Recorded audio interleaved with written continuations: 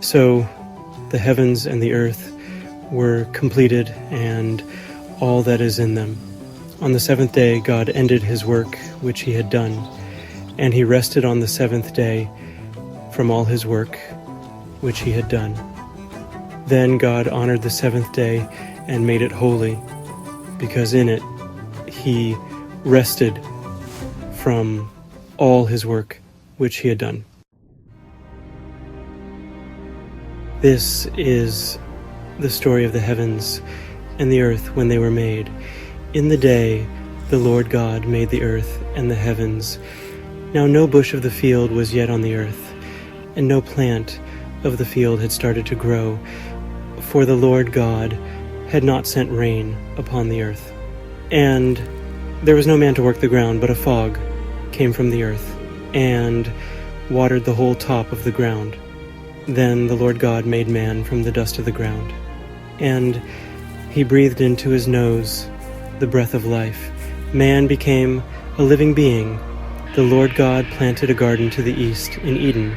He put the man there whom he had made. And the Lord God made to grow out of the ground every tree that is pleasing to the eyes and good for food. And he made the tree of life grow in the center of the garden, and the tree of learning of good and bad. Now a river flowed out of Eden to water the garden, and from there it divided and became 4 rivers. The name of the first is Pishon. It flows around the whole land of Havilah, where there is gold. The gold of that land is good. Bdellium and onyx stone are there. The name of the second river is Gihon. It flows around the whole land of Cush. The name of the third river is Tigris. It flows east of Assyria. And the fourth river is the Euphrates.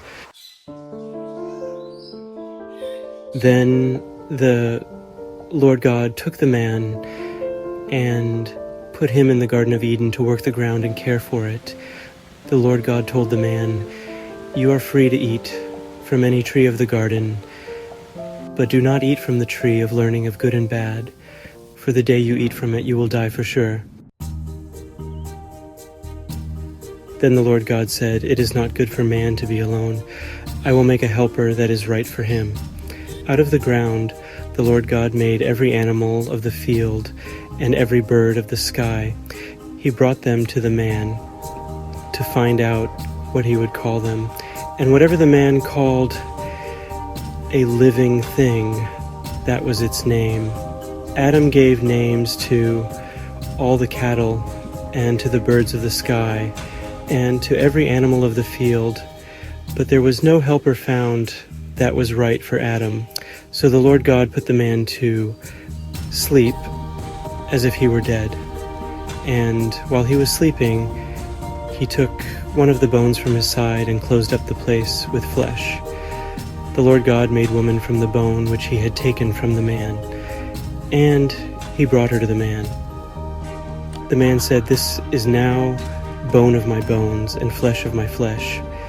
She will be called woman, because she was taken out of man. For this reason a man will leave his father and his mother, and will be joined to his wife, and they will become one flesh." The man and his wife were both without clothes and were not ashamed. Now the snake was more able to fool others than any animal of the field which the Lord God had made. He said to the woman, "Did God say that you should not eat from any tree in the garden?" Then the woman said to the snake, "We may eat the fruit of the trees of the garden, but from the tree which is in the center of the garden, God has said, 'Do not eat from it or touch it, or you will die.'"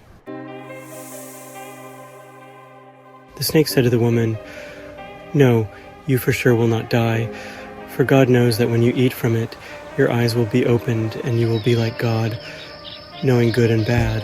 The woman saw that the tree was good for food, and pleasing to the eyes, and could fill the desire of making one wise. So she took of its fruit and ate. She also gave some to her husband, and he ate. Then the eyes of both of them were opened, and they knew they were without clothes. So they sewed fig leaves together and made themselves clothing. Then they heard the sound of the Lord God walking in the garden in the evening. The man and his wife hid themselves from the Lord God among the trees of the garden. But the Lord God called to the man. He said to him, "Where are you?" And the man said, "I heard the sound of you in the garden. I was afraid, because I was without clothes, so I hid myself."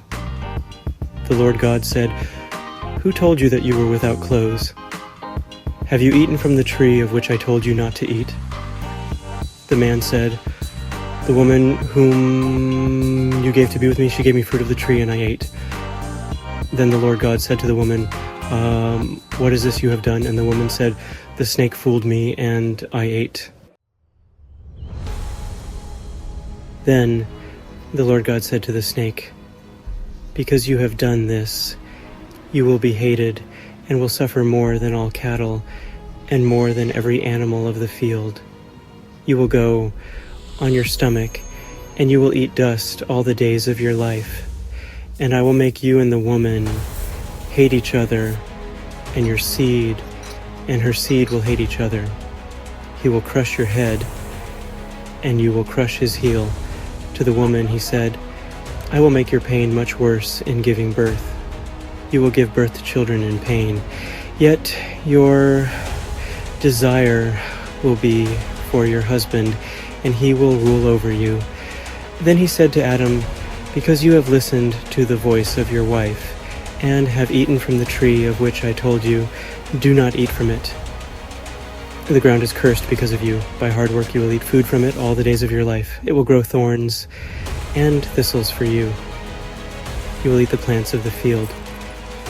You will eat bread by the sweat of your face because of hard work, until you return to the ground, because you were taken from the ground. You are dust, and you will return to dust." The man called his wife's name Eve, because she was the mother of all living. And the Lord God made clothes of skins for Adam and his wife, and dressed them. Then the Lord God said, "See, the man has become like one of us, knowing good and bad. Now then, he might put out his hand to take from the tree of life also, and eat and live forever." So the Lord God sent him out from the Garden of Eden to work the ground from which he was taken. So he drove the man out, and he placed cherubim east of the Garden of Eden with a sword of fire that turned every way. They kept watch over the path to the tree of life.